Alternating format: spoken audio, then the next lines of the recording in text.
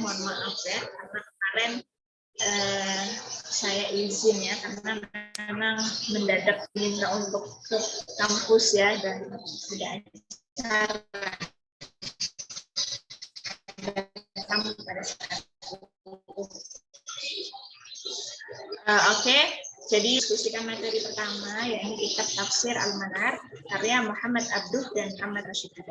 Oke, materi sudah saya share ya 2 minggu yang lalu. Semuanya sudah mendengarkan kan ya? Sudah Ibu. Sudah ya? Sudah, Ibu. Oke.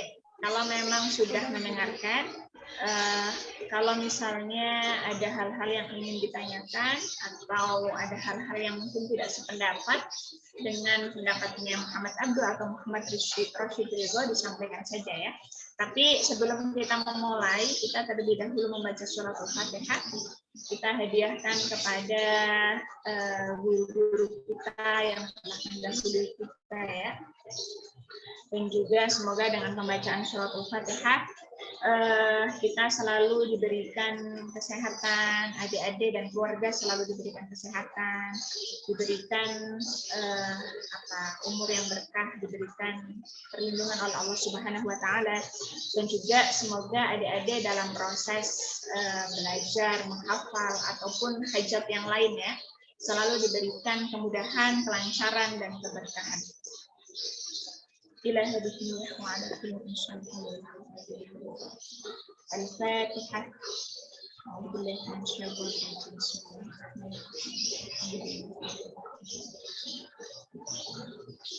إياك نعبد وإياك نستعين.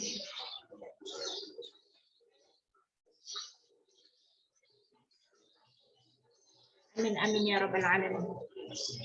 Baik, selanjutnya adalah diskusi ya. Saya persilahkan kepada adik-adik.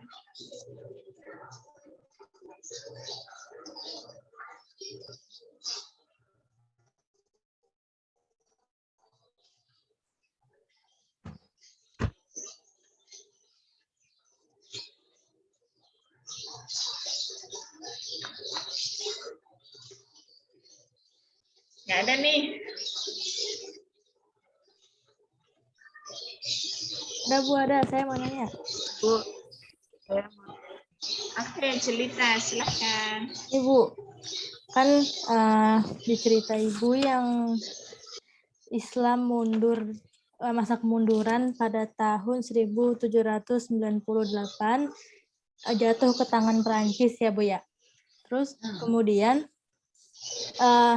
Muhammad Abduh diusir sama gurunya oleh hasutan Inggris pada tahun 1879. Nah, pertanyaan saya, ini Inggris sama Perancis kerja sama gitu Bu buat buat waktu kemunduran Islam gitu maksudnya. Oke. Iya. Dan apakah Muhammad Abduh itu posisinya emang masih merasakan kemunduran Islam saat itu gitu? Ya, merasakan atau tidak ya? Iya Bu. Oke, terima kasih Jelita. Yang lain? Saya mau nanya Bu. Oke, Jihan siapa ya? Silakan. Ingat saya di buku Ibu itu ada mengatakan bahwa karena ide pembaharuan Muhammad Abduh, dia dikeluarkan dari, kan dia mengajar tuh di Kairo, dan satunya apa gitu lupa.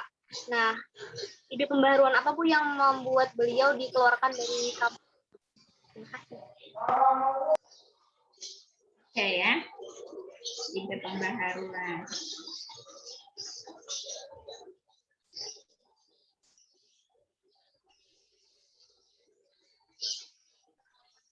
Ada lagi? Terima kasih Jihan. Ada lagi? Ibu, saya mau nanya Nur Anissa. Oke, Nur Anissa. Di situ kan tafsir Al-Manar ya. Jadi kan itu tafsirnya itu baru ya Bu ya. Itu munculnya itu pada tahun berapa ya Bu? Munculnya ya. Ya. Oke. Tahunnya berapa? Oke. Terima kasih Anissa. Ada lagi?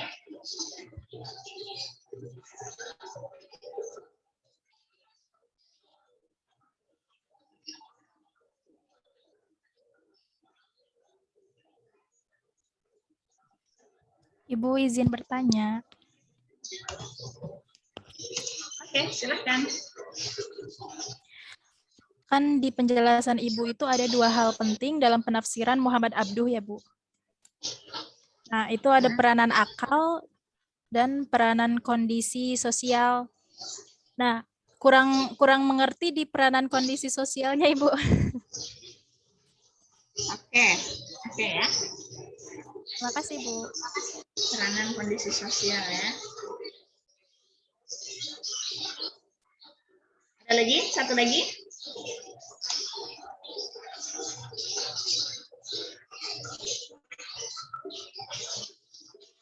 Ada lagi, Dek? Konita, nggak nanya? Nggak dulu, Bu. Mas Syarifah. Oke, Nikma. Nia. Munira. Oke, mungkin sambil jalan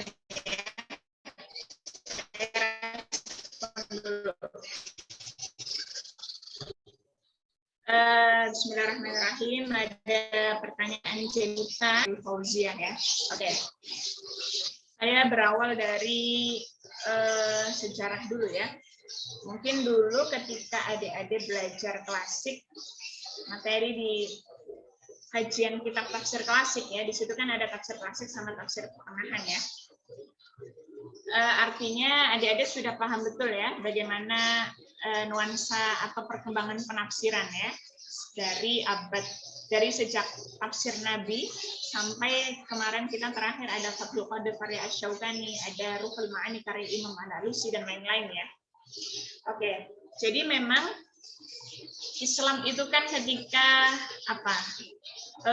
ada di bawah daulah Abbasiyah, Umayyah, itu kan artinya kita pernah ada di masa puncak kejayaan peradaban ilmu pengetahuan ya. Di situ misalnya ada Al-Farabi, ada Al-Kindi, ada Al-Khwarizmi, ada yang Al-Farabi dengan ahli kedokterannya dan lain-lain ya. Artinya memang Islam pernah mengalami puncak kejayaan peradaban ilmu pengetahuan, kira-kira begitu ya.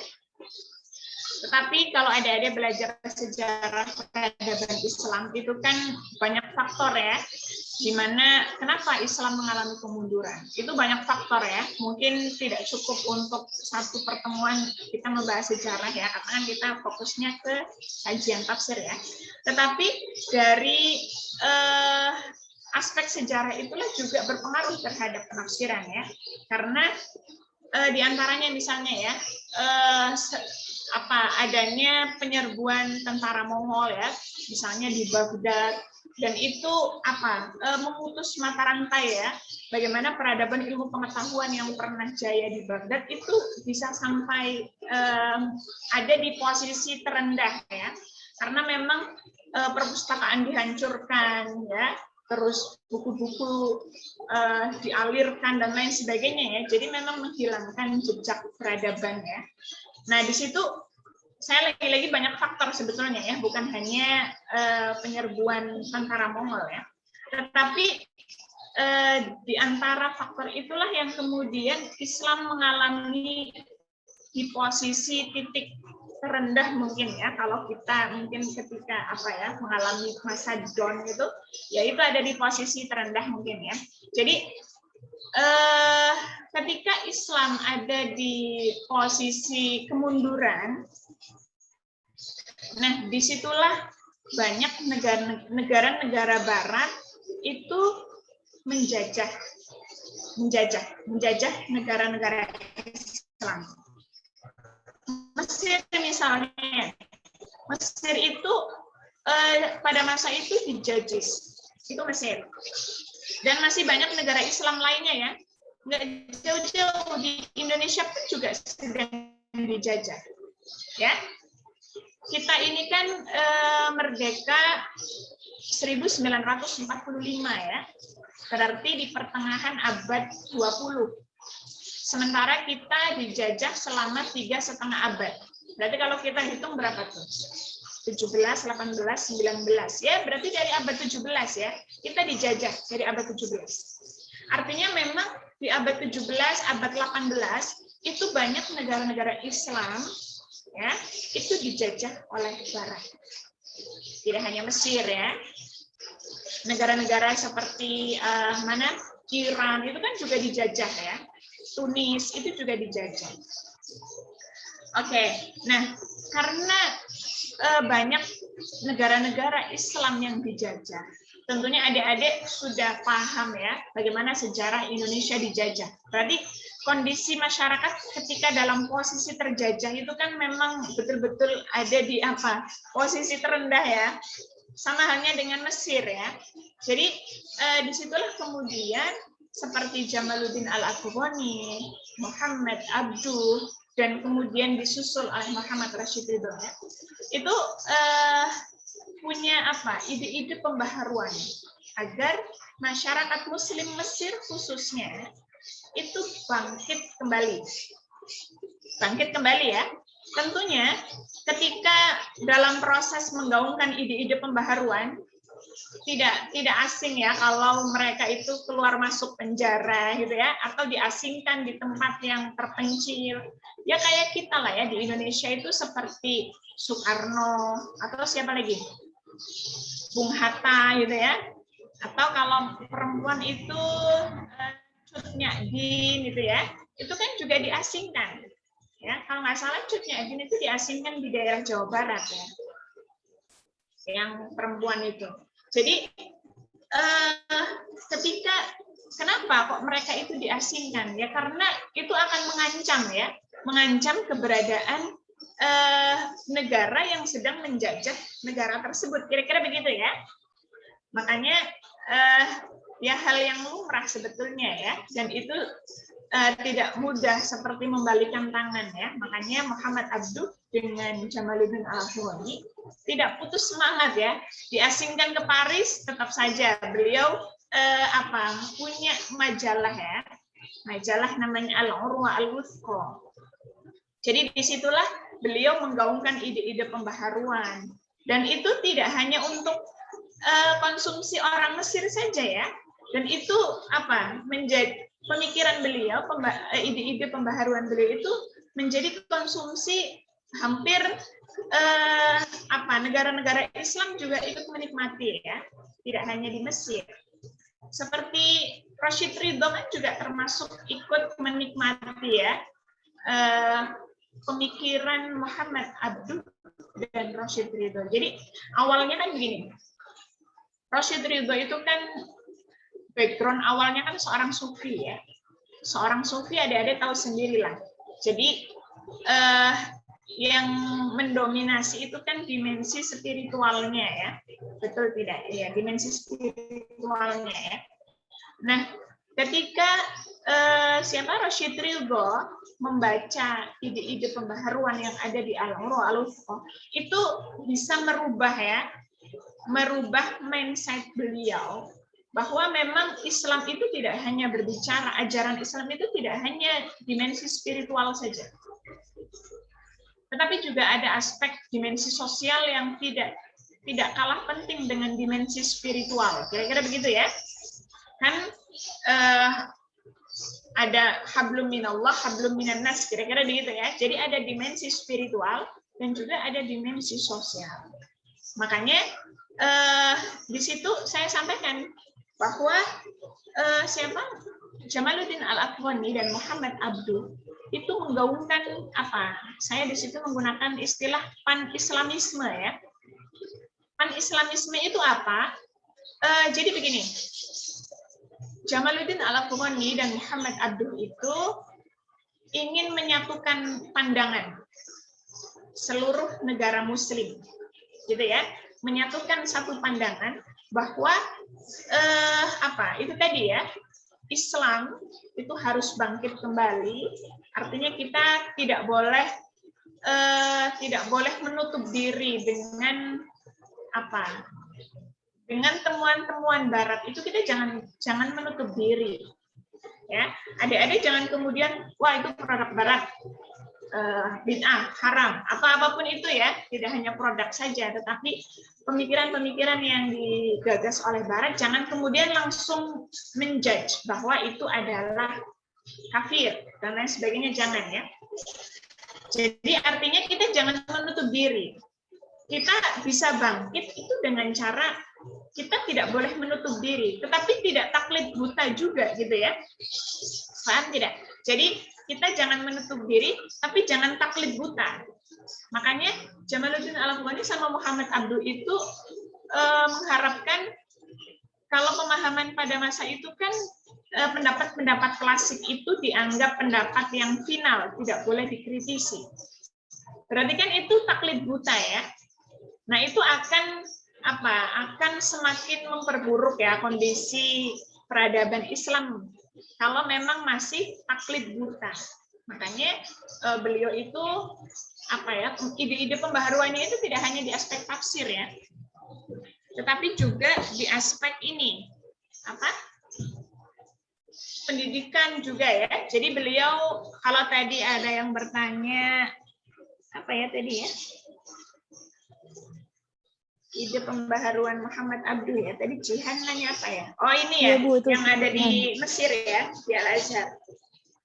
Jadi beliau ini punya kontribusi pembaharuan di Al-Azhar tentunya, yakni jadi pada masa itu tuh di Al-Azhar tabu ya, mengkaji ilmu-ilmu umum itu menjadi hal yang tabu. Itu contoh kecilnya ya.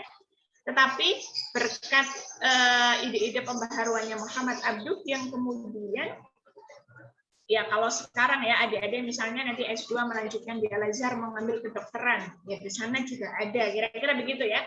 Tapi kalau dulu itu ilmu-ilmu umum itu menjadi hal yang tabu untuk dikaji di Al-Azhar ya. Dan itu ketika awal menyampaikan ide-ide pembaharuan itu ya ditentang keras ya.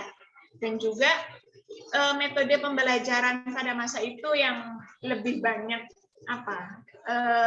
monoton ya, menghafal. Kemudian kita tidak punya ruang untuk mengkritisi pendapat masa lampau. Nah, itu dikritik habis sama Muhammad Abduh ya. Tapi ya itu tadi ya, di awal-awal penyampaiannya ya ditentang ya, yang sampai pada ada pengusiran ya, artinya beliau diasingkan ya. Itu tadi karena apa? Lagi-lagi juga memang pada posisi itu juga ini ya, Mesir juga ada di bawah jajahan Inggris ya, Inggris sama Perancis. Jadi kalau ingin membangkitkan masyarakat melalui pendidikan gitu ya, itu juga akan berpengaruh kan ya. Jadi kalau adik-adik ingin merubah mindset itu memang untuk jalur pendidikan lebih strategis ya. Sama halnya dengan penafsiran tentunya ya. Jadi tafsir Al-Quran, menafsirkan Al-Quran itu menjadi hal yang menjadi ruang yang sangat strategis ya. Menjadi ruang yang sangat strategis karena apa? Tafsir, makanya Muhammad Abduh ini kan melalui penafsiran juga ya. Jadi ketika tafsir itu kan berpengaruh terhadap pemahaman masyarakat. Kenapa dulu di masa lampau ya, terutama juga di masa Muhammad Abduh hidup, itu pemahaman masyarakat itu sangat terbelakang. Bukan khususnya ya, contoh kecil itu yang saya berikan. Contoh ayat ya, penafsiran ayat. Misalnya min nafsi wahidah. Nafsi wahidah diartikan sebagai apa? Sebagai apa? Sebagai Adam ya, sebagai Adam. Nah, oke.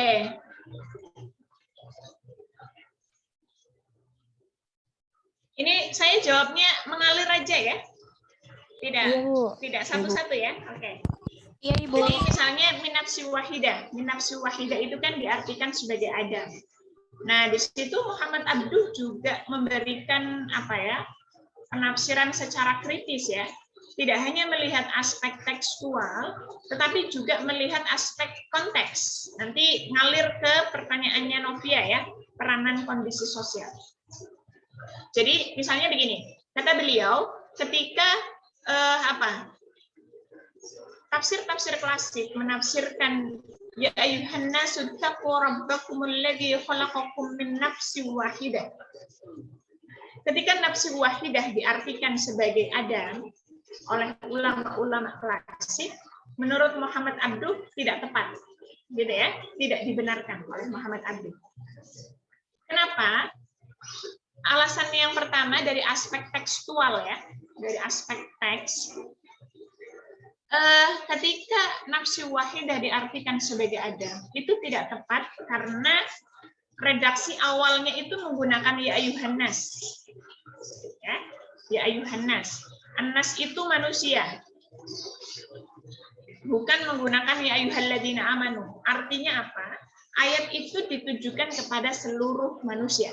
Tidak hanya diperuntukkan untuk orang mukmin saja. Nah, kalau diperuntukkan untuk seluruh umat manusia, ya ayyuhan nas, maka tidak tepat ketika nafsu wahidah diartikan Adam. Begitu ya? Karena tidak semua manusia sepakat kalau Adam adalah manusia pertama. Oke lah ya, kalau orang mukmin sepakat kalau manusia pertama adalah Adam. Tapi kan redaksinya bukan ya ayyuhalladzina amanu. Kira-kira begitu ya. Makanya ketika nafsu wahidah diartikan Adam, maka tidak tepat menurut Muhammad Abduh. Itu alasan pertama. Kemudian alasan yang kedua diantaranya ya, ketika nafsu wahidah itu diartikan sebagai Adam, maka itu harusnya berimbas pada redaksi setelahnya. Kalau tadi kan redaksi sebelumnya ya. Nah, ini berimbas pada redaksi setelahnya. Wabatsa minhuma rijalan katsiran wa nisaa, itu ya. Wabatsa ini kan berkembang biak ya. Jadi dari Adam sama istrinya inilah kemudian memunculkan ya banyak laki-laki dan perempuan. Kira-kira begitu ya. Katsiran wa nisaan. Rijalan katsiran wa nisaan. Kira-kira begitu. Nah, kalau menurut Muhammad Abduh tidak tepat. Karena kalau memang nafsu wahidah itu dimaksudkan adalah Adam, harusnya bentuknya ma'rifat, bukan nakirah. Begitu ya. Jadi kalau ma'rifat ya jami' ar-rijal wan nisa. Kira-kira begitu kata Muhammad Abduh. Bukan rijalan katsiran wa nisaan, bukan. Karena itu bentuknya nakirah. Nakirah kan sifatnya umum. Sementara kalau nafsu wahidah ditujukan kepada satu orang, berarti bentuknya harus ma'rifat, jami' ar-rijal wan nisa. Tapi itu tidak. Makanya menurut beliau tidak tepat ketika menafsirkan nafsu wahidah menggunakan Adam. Begitu ya. Makanya beliau ini coraknya dinilai oleh ulama-ulama belakangan ya. Coraknya itu adabi ijtimai. Kalau tafsir klasik pertengahan kan belum ada adabi ijtimai ya. Kalau di masa beliau, kalau di era kontemporer itu nanti akan banyak bermunculan tafsir-tafsir dengan nuansa adabi ijtimai, tentunya dipelopori oleh Muhammad Abduh. Nah, apa itu adabi ijtimai? Adabi itu kan adabi itu ketelitian terhadap redaksi. Itu adabi ya. Nah, beliau ini kan teliti terhadap redaksi, ya enggak? Tadi kan ya Yohanes, nafsu wahidah itu dia artikan secara tekstual dan itu beliau mengkritisi. Tetapi di sisi lain, beliau juga di dalam menafsirkan tidak hanya melihat teks, tetapi juga melihat konteks. Konteks ya. Yang tadi itu peranan kondisi sosial. Ya. Jadi mempertimbangkan kondisi sosial masyarakat itu seperti apa. Jadi ketika nafsu wahidah itu diartikan Adam dan kemudian oleh ulama klasik wa khalaqa minha zaujaha, min, dan diciptakan darinya gitu ya. Nah, minha ini min oleh ulama klasik diartikan maknanya tabaid, menunjukkan sebagian. Dan diciptakan dari sebagiannya, kan kira-kira begitu ya. itu adalah istrinya, yang kemudian akhirnya muncul pemahaman bahwa perempuan itu diciptakan dari tulang rusuk laki-laki, kira-kira begitu ya. Nah, pemahaman yang seperti itu kan berimbas luar biasa terhadap masyarakat. Perempuan tidak diberikan ruang yang sama, gitu ya. Perempuan dianggap kelompok marginal pada masa itu. Adik-adik kalau nonton Kartini ya, nonton Kartini dulu, Dian Sastro ya, pemainnya ya, itu kan Kartini ya. Jadi perempuan pada masa itu kan tidak diberikan ruang yang sama. Ya, jadi dia ingin melanjutkan sekolahnya. Ya mungkin kalau sekarang ya lulus SD gitu ya, ingin melanjutkan sekolahnya tapi ditentang keras bahkan oleh orang tuanya ya. Artinya apa? Perempuan itu tidak diberikan ruang yang sama oleh laki-laki. Jadi di situ perempuan kalau sudah agak gedean sedikit ya siap untuk menjadi istri kedua, ketiga, keempat, dan seterusnya ya. Artinya tidak diberikan ruang yang sama. Nah, ketika Kartini ya, kalau kita nonton itu ya, film Kartini yang Dian Sastro itu ya. Nah, ketika Kartini ikut pengajiannya Mbah Soleh Darat ya. Udah pernah nonton belum sih? Ibu. Lupa? Belum, Bu. Belum. Oh, belum ya. Jadi ketika Kartini itu ikut pengajiannya Mbah Soleh Darat ya. Itu kan beliau tertegun ya. Ternyata Al-Qur'an itu tidak ada ajaran yang membedakan antara laki-laki dan perempuan. Tidak ada. Makanya pada saat itu Kartini itu meminta Mbah Soleh Darat untuk menulis ya, untuk menulis sebuah tafsir. Saya kurang tahu tuh di studi tafsir Indonesia ada nggak karyanya Mbah Soleh Darat ya. Nah, jadi yang melatar belakangi kitab tafsirnya Mbah Soleh Darat itu adalah permintaan Kartini ya. Kalau adik-adik nanti belajar karyanya Mbah Soleh Darat. Oke, artinya apa? Jadi efek ya, pengaruh daripada penafsiran itu sangat berpengaruh besar terhadap pemahaman masyarakat dan itu mempengaruhi bagaimana mereka berinteraksi, kira-kira begitu ya. Makanya pada masa itu ya perempuan tidak punya ruang yang besar, ruang yang sama ya. Jangankan besar, sama saja nggak ada ya. Tidak diberi ruang yang sama dengan laki-laki. Itu ternyata berimbas juga efek daripada penafsiran ya. Efek daripada penafsiran. Adik-adik kalau membaca tafsirnya Mafatihul Ghaib karya Fakhruddin Ar-Razi ya. Misalnya ketika menafsirkan Ar-Rijalu Qawwamuna 'alan Nisa gitu ya. Laki-laki terjemahannya gimana? Ar-rijalu qawwamuna 'alan nisa, Pemimpin. biar nggak ngantuk ya. Jam ketiga terus mendengarkan gitu kan, jadi kayak ngantuk. Apa terjemahannya? Ar-rijalu qawwamuna 'alan nisa. Laki-laki suami itu pelindung bagi perempuan. Pelindung ya. Oke. Ya, mungkin pemahaman sekarang mungkin pelindung ya. Tetapi kan kalau ada membaca tafsir klasik itu kan laki-laki itu menjadi pemimpin ya. Iya. Pemimpin dalam artian yaitu nanti terjadi penafsiran kembali ya oleh ulama-ulama kontemporer ya. Oke. Ar-rijalu qawwamuna 'alan nisa, laki-laki itu menjadi pemimpin perempuan. Kenapa laki-laki itu menjadi pemimpin perempuan? Bima faddalallahu ba'dahum 'ala ba'd. Adik-adik kalau membaca kitab Fakhruddin Ar-Razi, Mafatihul Ghaib, padahal beliau itu pendekatannya falsafi ya. Tapi ketika menafsirkan bima faddalallahu ba'dahum 'ala ba'd juga cukup bias ya. Beliau di situ sampaikan bahwa kenapa laki-laki itu menjadi pemimpin dari perempuan? Karena laki-laki diberikan kelebihan yang tidak diberikan kepada perempuan. Bima faddalallah, karena Allah melebihkan ya, melebihkan laki-laki ba'dahum 'ala ba'd. Jadi tidak diberikan kepada perempuan. Nah, di situ ada dua hal kata Fakhruddin Ar-Razi ya. Ada dua hal yang diberikan kelebihan kepada laki-laki tidak diberikan kepada perempuan. Yang pertama akal. Ya. Jadi akal laki-laki itu dilebihkan dari perempuan.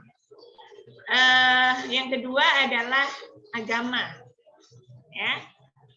Agama artinya kan perempuan itu ada haid gitu ya, kata Fakhruddin Ar-Razi. Artinya apa? Pemahaman inilah ya yang kemudian dilihat oleh ulama-ulama belakangan ya, oleh ulama-ulama kontemporer, itulah yang kemudian menyebabkan ya ikut memberikan sumbangsih, kira-kira begitu ya.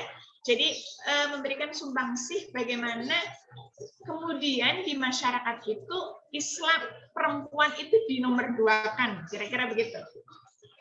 Ya, makanya ketika menafsirkan itu sangat perlu melihat konteks.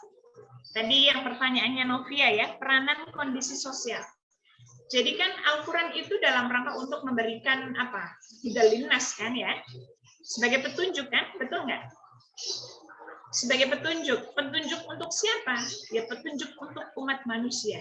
Nah, supaya Al-Quran itu bisa menjadi petunjuk umat manusia dan memberikan maslahat tentunya ya untuk masyarakat manusia secara keseluruhan, ya berarti adik-adik ketika menafsirkan, ini sudah dicontohkan oleh Muhammad Abduh ya, ketika menafsirkan itu jangan hanya melihat teks, tetapi juga melihat konteks. Gitu ya, melihat konteks supaya penafsirannya itu relevan ya, relevan dengan kondisi saat ini, kira-kira begitu. Jadi kenapa perlu mempertimbangkan konteks peranan sosial? Sekarang begini ya, Al-Quran turun itu kan juga berdialog ya, benar nggak? Berdialog dengan masyarakat pada masa itu.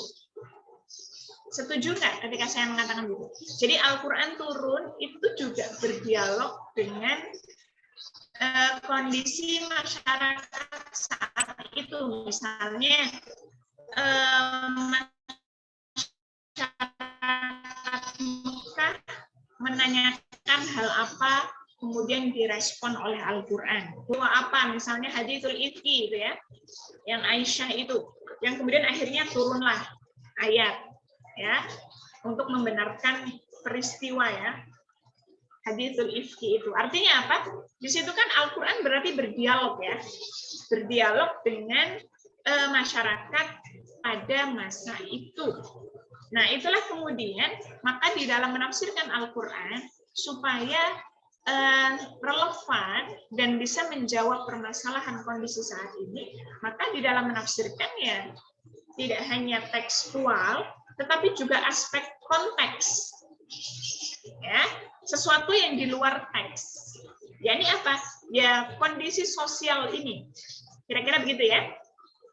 Tapi tidak semua ayat ya, tidak semua ayat bisa direlevankan ya, karena ayat itu juga ada yang sifatnya rinci, ada yang sifatnya global. Ya, jadi kalau yang sifatnya rinci itu misalnya ya. Nah, kalau ayatnya bersifat rinci itu tidak ada ruang perdebatan di situ ya, misalnya Syahrul Ramadan alladzi unzila fihi al-Qur'an dan seterusnya ya. Ada redaksi faman syahida minkum asy-syahra falyasum. Maka barang siapa yang mendapati bulan Ramadan maka harus berpuasa. Nah, di situ tidak kemudian nanti adik-adik harus merubah ya. Itu nggak bisa, karena kan ayatnya rinci. Jadi nggak bisa dirubah. Wah, kayaknya nanti bulan Ramadan tahun 2025 itu kondisi sangat panas sekali, kira-kira gitu ya. Misalnya ya, matahari tepat ada di bawah garis khatulistiwa, dan itu nanti akan membahayakan kesehatan dan akan menimbulkan dehidrasi dan lain sebagainya, misalnya begitu ya, maka dirubah bulannya menjadi bulan bukan Ramadan, misalnya diganti bulan Muharram misalnya. Nah yang seperti itu nggak boleh, nggak bisa. Jadi nggak semua ayat itu bisa direlevankan ya, kecuali kalau ayat-ayat itu universal, global, tidak rinci. Misalnya yang saya contohkan di video itu apa sih? Wa idza darabtum fil ardi falaisa 'alaikum junahun an taqsuru minas shalah ya. Wa idza darabtum di situ ditafsirkan ai safartum. Apabila kalian bepergian, falaisa 'alaikum junahun, maka tidak ada dosa bagi kamu an taqsuru minas shalah, untuk mengqasar salat. Redaksinya kan falaisa 'alaikum junah ya. Tidak ada dosa bagi kamu. Kira-kira begitu ya.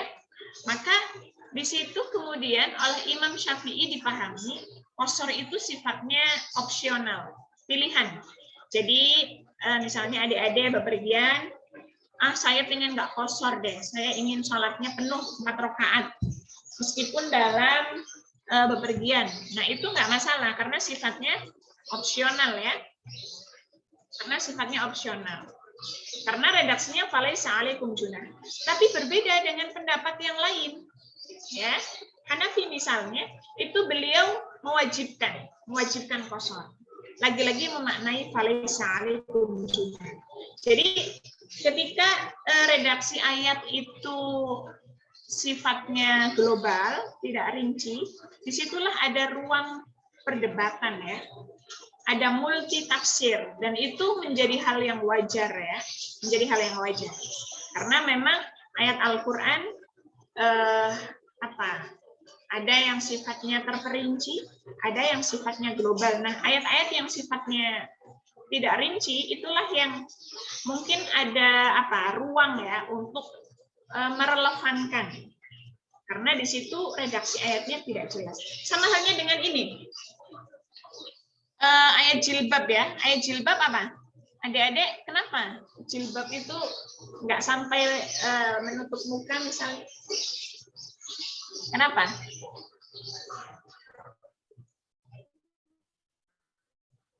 Adik-adik gimana?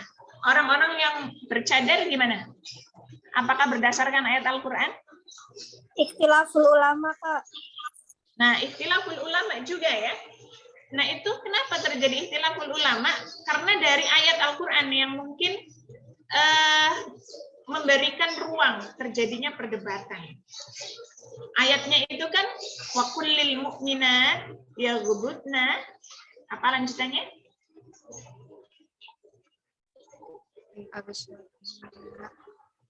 Ayo. Yaghuddna min absarihinna ya. Yaghuddna min absarihinna wa yahfazna furujahunna gitu kan. Jadi yaghuddna di situ ada kata min ya. Min. Yaghuddna min absarihinna. Tapi giliran wa yahfazna di situ tidak ada min.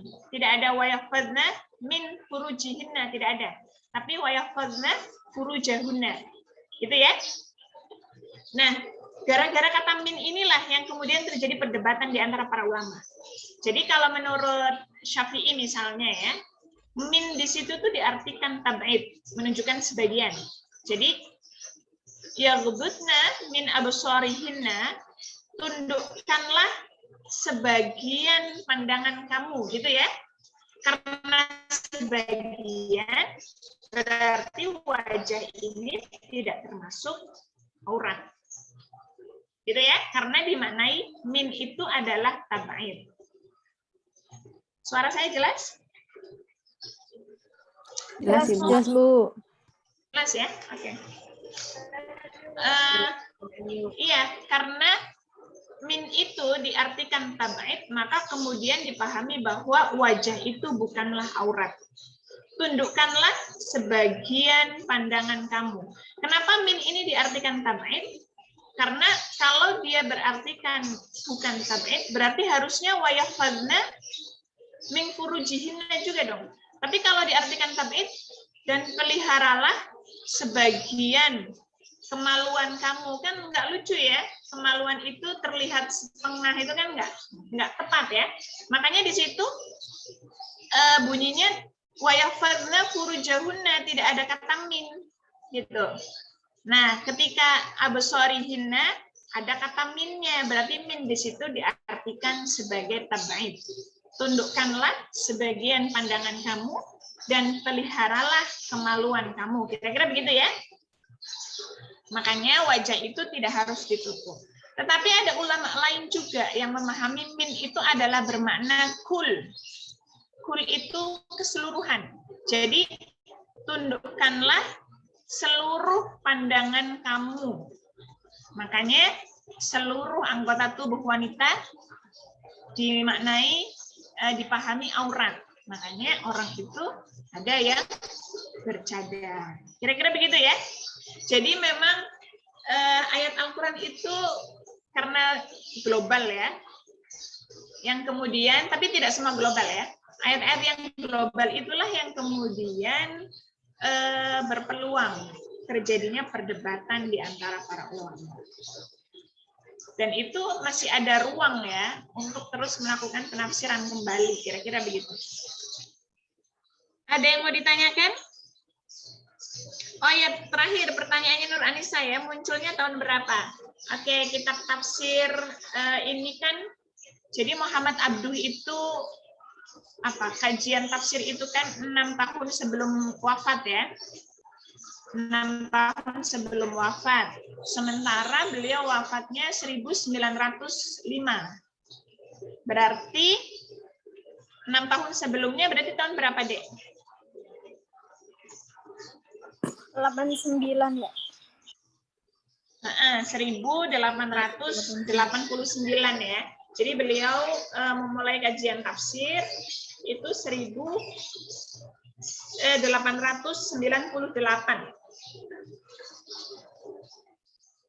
Dan itu diterbitkan ya di majalah Al-Manar. Begitu ya, Dek ya. Siapa tadi? Nur Anissa. Ya, Bu. Terima kasih, Bu. Oke. Ada lagi?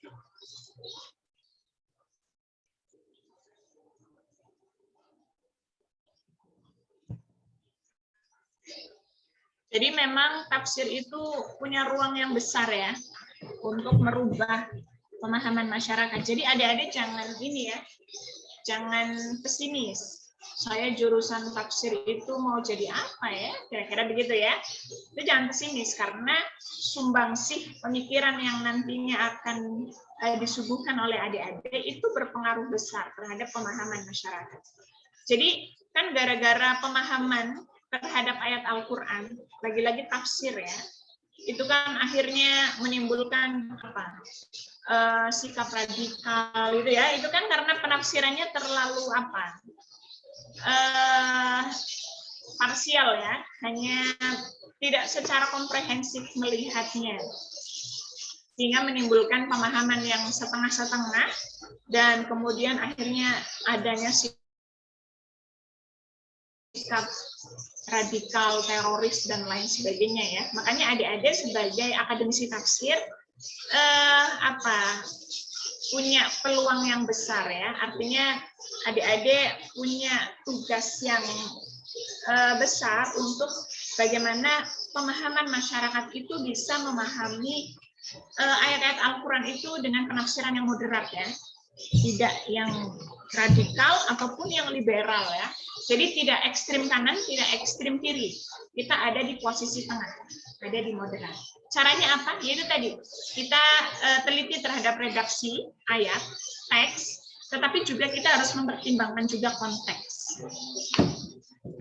Biasanya penafsiran liberal itu terlalu menggunakan konteks, tetapi tidak teliti terhadap aspek teks. Itu biasanya muncul pemahaman liberal. Tetapi kalau pemahaman radikal, itu dia terlalu melihat teks, tidak melihat konteks. Kira-kira begitu ya. Nah, adik-adik harus menyuguhkan dua-duanya supaya menghasilkan penafsiran yang toleran. Ada lagi yang mau ditanyakan?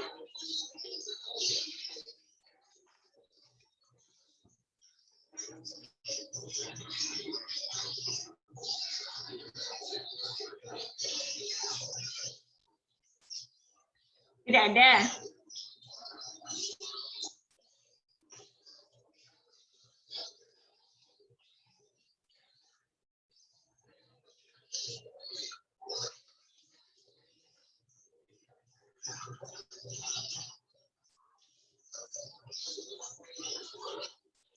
Sudah tidak ada? Kalau tidak ada,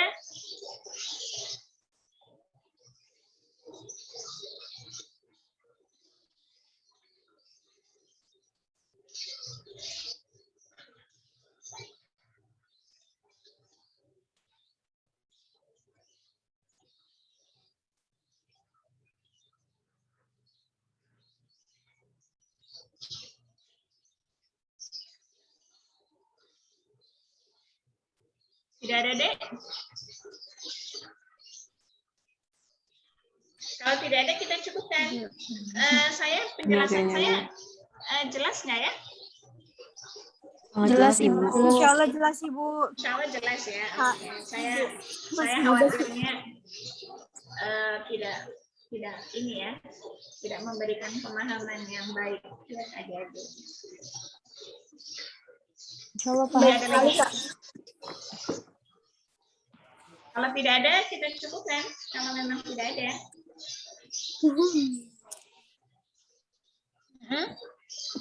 Iya baik Kak. Oke, tidak ada lagi. Tapi kalau memang tiba-tiba nanti terbayangkan ya, tiba-tiba muncul, nggak apa-apa, sampaikan di grup. Nanti kita diskusikan di pertemuan berikutnya ya. Gitu ya. Oke, karena sudah tidak ada lagi yang bertanya. Karena sudah tidak ada lagi yang bertanya, kita cukupkan ya pertemuan hari ini. Kurang lebihnya saya mohon maaf yang sebesar-besarnya. Semoga adik-adik selalu diberikan kesehatan, semangat ya. Saya cukup mengapresiasi sekali ya. Mahasiswi itu bisa dari pagi sampai sore ya. Zoom nggak berhenti ya. Atau apa? Ini ya. Video call pakai WA ya kalau setoran ya. Iya, Bu. Iya. Pakai WhatsApp. Iya. Santai matanya. Lihat Betul. layar. Artinya harus mempersiapkan berapa ratus giga itu? Berapa? Saya sih, Bu, nggak tahu. Jadi saya sangat mengapresiasi ya. Jadi mungkin kalau kampus lain hanya perkuliahan, tapi adik-adik juga ada kewajiban lain yakni menghafal ya, dan itu dilakukan secara online. Jadi semoga adik-adik selalu diberikan kesehatan, selalu diberikan semangat ya, diberikan semangat yang tidak pernah berkurang ya, dalam belajarnya maupun juga dalam menghafalnya. Baik, kurang lebihnya saya mohon maaf. Wassalamualaikum warahmatullahi wabarakatuh. Waalaikumsalam warahmatullahi wabarakatuh. Terima kasih banyak, Ibu. Oke, sama-sama. Selamat makan siang. Iya, Bu. Bu juga. Iya, Ibu. Makan siang. Selamat juga. istirahat Kak.